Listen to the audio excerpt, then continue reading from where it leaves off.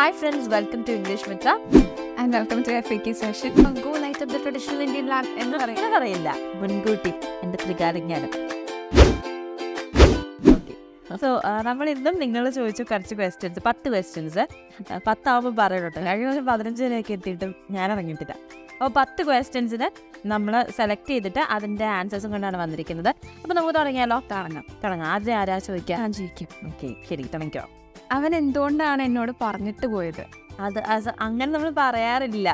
ഇതെന്ത് താഴെ വന്നതാ, അതുകൊണ്ടാണ് പറയാതെ പോയത്. അപ്പൊ അതിന് അങ്ങനെ നമ്മൾ പറയാറില്ല, പക്ഷെ എന്നാലും ചോദിച്ചതല്ലേന്ന് എഴുതിയിട്ട് മറുപടി കൊടുക്കാന്ന് വിചാരിച്ചു. അവൻ എന്തുകൊണ്ടാണ് എന്നോട് പറഞ്ഞിട്ട് പോയത്? Y did he leave informing me? അപ്പൊ നമ്മൾ എന്തുകൊണ്ട് പറയാതെ പോയത് വിത്തൗട്ട് ഇൻഫോമിങ് എന്നാണ് പറയുന്നത്. അപ്പം ഇതിന് why did he leave informing me എന്ന് പറയാം. Why did he leave letting me know എന്ന് പറയുമ്പോഴത്തേക്ക് ഡസൻ മേക്ക് എനി സെൻസ് ഇല്ല. അതുകൊണ്ടാണ് why did he leave informing me എന്ന് പറയാം. ഓക്കെ, അതൊക്കെ അല്ലേ? ഓക്കെ, ശരി. അടുത്തത് ഞാൻ ചോദിക്കാം. വി സ്കോൾഡ് യെസ്റ്റർഡേ കറക്റ്റ് ആണോ? അത് എന്താ വഴക്കുണ്ടാക്കി എന്നുള്ളതിന് പകരം സ്കോൾഡ് യൂസ് ചെയ്യാൻ പറ്റുമോ? സ്കോൾഡ് എന്ന് വെച്ചാൽ ഒരാളെ ശകാരിക്കുക എന്നുള്ള അർത്ഥമാണ്. വഴക്ക് പറയാനാണ് സ്കോൾഡ്. പക്ഷെ ഈ സെന്റൻസ് തന്നെ കണ്ടോ, ഞങ്ങൾ ഇന്നലെ വഴക്ക് പറഞ്ഞു എന്നല്ലേ. ഇന്നലെയേ വഴക്ക് പറഞ്ഞു. വി സ്കോൾഡ് യെസ്റ്റർഡേ എന്ന് പറഞ്ഞാലും ഇന്നലെയേ വഴക്ക് പറഞ്ഞതല്ലേ വരത്തുള്ളൂ. അപ്പൊ ഇതെങ്ങനെ കറക്റ്റായിട്ട് പറയാൻ പറ്റാ? ഐ സ്കോൾഡ് ഹിം, അല്ലെങ്കിൽ ഞാൻ അവനെ വഴക്ക് പറഞ്ഞു. ഇന്നലെ ഞാൻ അവനെ വഴക്ക് പറഞ്ഞു എന്നാണെങ്കിൽ ഐ സ്കോൾഡഡ് ഹിം യെസ്റ്റർഡേ എന്ന് പറയാം. പിന്നെ ഇതില് കൂടുതലും അതെ, അതിനകത്ത് വഴക്കുണ്ടാക്കി എന്നുള്ളതിന് നമുക്ക് യൂസ് ചെയ്യാൻ പറ്റത്തില്ല. എന്തായാലും വഴക്കുണ്ടാക്കി എന്ന് പറയാൻ സ്കോൾഡ് എന്നുള്ള വാക്ക് യൂസ് ചെയ്യാൻ പറ്റില്ല. നീ അടുത്ത നീയല്ലേ ചോദിക്കുന്നത്? വിളക്ക് കത്തിക്കുക, അതിന്റെ ഇംഗ്ലീഷ് എന്താ? വിളക്ക് കത്തിക്കുക എന്നുള്ളതിന് ഒന്നെങ്കിൽ ലൈറ്റ് അപ്പ് ദ ലാമ്പ് എന്ന് പറയാം, അല്ലെങ്കിൽ ലൈറ്റ് ദ ലാമ്പ് എന്നും പറയാം. രണ്ടും ഓക്കെ. ലാമ്പ് തന്നെയാണ്, വിളക്കിന് ലാമ്പ് തന്നെയാണ് പറയുന്നത്. അതിന് പിന്നെ വേണമെങ്കിൽ ട്രഡീഷണൽ ഇന്ത്യൻ ലാമ്പ് എന്ന് വേണമെങ്കിൽ നമുക്ക് പറയാം. ഈ ആവാസങ്ങളിലൊക്കെ കേട്ടിട്ടില്ലേ? അതുപോലെ ട്രഡീഷണൽ ഇന്ത്യൻ ലാമ്പ് അങ്ങനെ പറയാം. അങ്ങനെ നിങ്ങൾക്ക് എക്സാക്ട് വേണമെങ്കിൽ, അല്ലെങ്കിൽ ലാമ്പ്. പക്ഷെ നമ്മൾ അങ്ങനെ പറയില്ലല്ലോ. ഇല്ല, വിളക്ക് കത്തിക്കുന്ന go light up the traditional Indian lamp എന്ന് അങ്ങനെ പറയില്ല. അതൊരിക്കലും അല്ല. ഇത് വരും, ഇങ്ങനെ പറഞ്ഞൂടെ എന്ന് ചോദിച്ചു വരും. അപ്പൊ അതിന് വേണ്ടിയിട്ട് ഇപ്പോഴേ പറഞ്ഞതാ, മുൻകൂട്ടി എൻ്റെ ത്രികാലജ്ഞാനം. ഓക്കെ. അടുത്ത ക്വസ്റ്റ്യൻ ഞാനും ചോദിക്കുന്നത്, നീയാണോ? Why are you here? ഇത് തെറ്റാണ്. അതെന്താ? ഞാൻ ആ വാട്ട് ബ്രിങ്സ് യു ഹിയറിന്റെ ഇതിന്റെ താഴെയാണ് വൈ ആർ യു ഹിയർ. ഇത് എന്ത് ക്വസ്റ്റ്യൻ ആണ്? ഇങ്ങനെയല്ല ചോദിക്കാന്ന് പറഞ്ഞിട്ട് കുറെ ഉണ്ടാക്കി. വാട്ട് ബ്രിങ്സ് യു ഹിയർ, നീ അവിടെ കുറച്ചുകൂടി പോളിഷ്ഡ് ആയിട്ടുള്ള ഇംഗ്ലീഷ് അതാണ്. അപ്പൊ അത് തെറ്റാന്ന് വെച്ചാൽ നമ്മളെല്ലാം ഉണ്ടാക്കിയത്. അങ്ങനെ യൂസേജ് ഉണ്ട്. ആക്ച്വലി നിങ്ങൾ ഇംഗ്ലീഷ് മൂവീസ് കണ്ടു നോക്ക്, വൈ ആർ യു ഹിയറിനെക്കാട്ടും കൂടുതൽ വാട്ട് ബ്രിങ്സ് യു ഹിയർ അതായിരിക്കും വരിക. കാരണം അതൊരു അടിപൊളി യൂസേജ് ആണ്. ഒരു അടിപൊളി നല്ല യൂസേജ് പഠിപ്പിക്കാൻ ഞാൻ സമ്മതിക്കില്ല. വൈ ആർ യു ഹിയർ താഴെ അതിന്റെ അർത്ഥം എന്താ കൊണ്ടുവന്നതൊക്കെ അല്ലേ ആൾക്കാർ എക്സാക്ട് അർത്ഥം നോക്കുകയാണെങ്കിലും അതല്ല അതിന്റെ അർത്ഥം. എന്താണ് നിന്നെ ഇവിടെ കൊണ്ടുവന്നത് എന്നാണ് അതിന്റെ അർത്ഥം. നീ എന്ത് കൊണ്ടുവന്നു എന്നുള്ളതല്ല. ലിറ്ററൽ മീനിങ് എന്തായാലും നോക്കേണ്ട ആവശ്യമില്ല. This is an usage.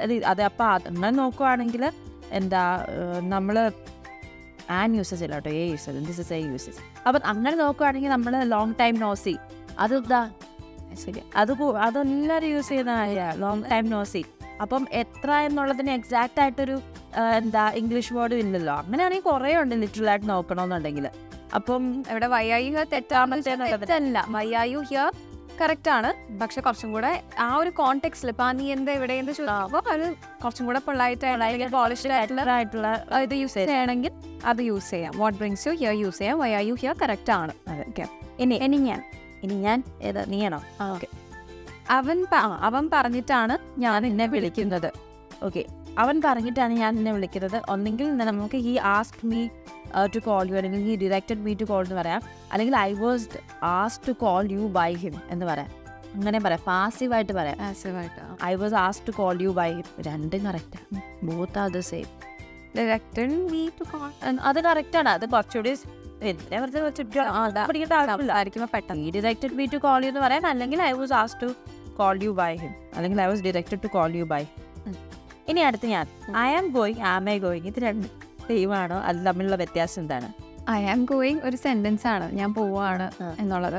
Am I going ഒരു ചോദ്യമാണ്, ഞാൻ പോവുകയാണോ എന്നുള്ള ചോദ്യമാണ്. അതാണ് വ്യത്യാസം. ഓക്കെ, ഇനി അടുത്തത് ക്വസ്റ്റ്യൻ ഞാനല്ലേ ചോദിക്കണ്ടേ? ഞാൻ ചോദിക്കാം, സോറി. ഹാഡ് വരുമ്പോൾ സമയം ഇന്നലെ എന്ന് പറയുമോ? കാരണം ചോദിക്കാനുള്ള കാര്യം, we had A fight yesterday ചേച്ചി പറഞ്ഞു, നമുക്ക് വേണമെങ്കിൽ we had A fight yesterday എന്നും പറയാം. അപ്പൊ അതിന്റെ താഴെ വന്നൊരു കമന്റ് ആണ്, ഹാഡ് ഉള്ളപ്പോൾ നമുക്ക് യെസ്റ്റർഡേ എന്ന് പറയാൻ പറ്റുമെന്നുള്ളത്. പക്ഷെ ഇവിടെ നമ്മൾ ഹാഡ് ആണ് മെയിൻ വെർബായിട്ട് യൂസ് ചെയ്യുന്നത്. സിമ്പിൾ ഫാസ്റ്റ് ടെൻസിലുള്ളൊരു സെന്റൻസ് ആണ്. വി ഹാഡ് എ ഫൈറ്റ് എന്ന് പറയുമ്പോൾ യെസ്റ്റർഡേ യൂസ് ചെയ്യാൻ പറ്റില്ല. ഇവിടെ വി ഹാഡ് ഫൈറ്റ് എന്ന് പറയുമ്പോൾ ഇവിടെ മെയിൻ വെർബേ ഹാഡ് ആണ്. ഫൈറ്റ് ഇവിടെ ഒരു നൗണായിട്ട് ആണ് ആക്ട് ചെയ്യുന്നത്, അല്ലാതെ ഒരു വേർബല്ല. അതാണ് അവിടുത്തെ ഒരു കൺഫ്യൂഷൻ. ഇനിയൊക്കെ അടുത്തത് ഞാൻ ചോദിക്കാം, somehow we reached there, is that okay? ഇവിടെ നിങ്ങൾ സെന്റൻസ് എഴുതുമ്പോൾ ശ്രദ്ധിച്ചോ, സം ഹൗ എന്നാണ് വന്നിരിക്കുന്നത്. രണ്ട് സെപ്പറേറ്റ് വാക്കായിട്ടാണ് കൊടുത്തിരിക്കുന്നത്. അങ്ങനെയല്ല, സം ഹൗ ഒരു സിംഗിൾ വേർഡ് ആയിരിക്കണം. പിന്നെ അതിന്റെ പൊസിഷൻ എവിടെയാണെന്ന് വെച്ചാൽ somehow we reach there അല്ലെങ്കിൽ we reach there, somehow രണ്ടും കറക്റ്റ് ആണ്. ഓക്കെ, ഇനി അടുത്തത് ഞാൻ ചോദിക്കണ്ടേ, ഞാൻ നിങ്ങളെ വഴിയെ പരിചയപ്പെട്ടോളാം എന്ന് എങ്ങനെ ഇംഗ്ലീഷിൽ പറയാം? ഓക്കെ, ഞാൻ നിങ്ങളെ വഴിയെ പരിചയപ്പെട്ടില്ല.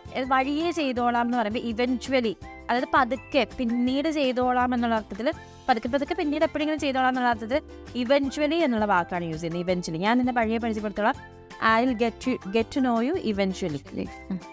ഓക്കെ, ഇനി അടുത്തത് ആവി പിടിക്കുക. അതാരോ കമന്റ് ചെയ്താണ്, ക്യാച്ച് ദ സ്റ്റീവ്, ആവി പിടിക്കുക. അടുത്ത പ്രശ്നം അറിയോ, ഓരോ വാക്കെടുത്തിട്ട് ട്രാൻസ്ലേറ്റ് ചെയ്താൽ അങ്ങനെ ചിന്തിക്കാൻ കൂടി പാടില്ല. അത് അങ്ങനെ പറയില്ലല്ലോ അല്ലേ? സ്റ്റീം എന്നോ ക്യാച്ച് ദ സ്റ്റീം എന്ന് വെച്ചാൽ മറ്റേ ഇതിനകത്ത് പുറകെ പിടിക്കുക എന്നുള്ളതാണ്. ക്യാച്ച് ദ ബോൾ എന്നൊക്കെ പറയണത് പിടിക്കുക, ലിറ്ററലി പിടിക്കുക എന്നുള്ളതാണ്. അല്ലാതെ അതിനല്ല ആവി പിടിക്കുന്നതിന് നമ്മൾ ഓക്കെ, ഇനി ലാസ്റ്റ് ക്വസ്റ്റ്യൻ ആണ്. ഞാനാണ്, ഈ മാസം കുറച്ച് പൈസ തരാൻ കാണുന്നു. ബുദ്ധിമുട്ടാണ്. Okay, so will you have some money to lend me, അല്ലെങ്കിൽ will you have some money to lend, or will you have some money to spare എന്ന് പറയാം. കൊടുക്കാൻ കുറച്ച് പൈസ ഉണ്ടാവുമോ, അല്ലെങ്കിൽ കുറച്ച് പൈസ ബാക്കി ഉണ്ടാവുമോ എന്നുള്ള അർത്ഥത്തിലാണ്. ഏത് വേണമെങ്കിലും യൂസ് ചെയ്യാം.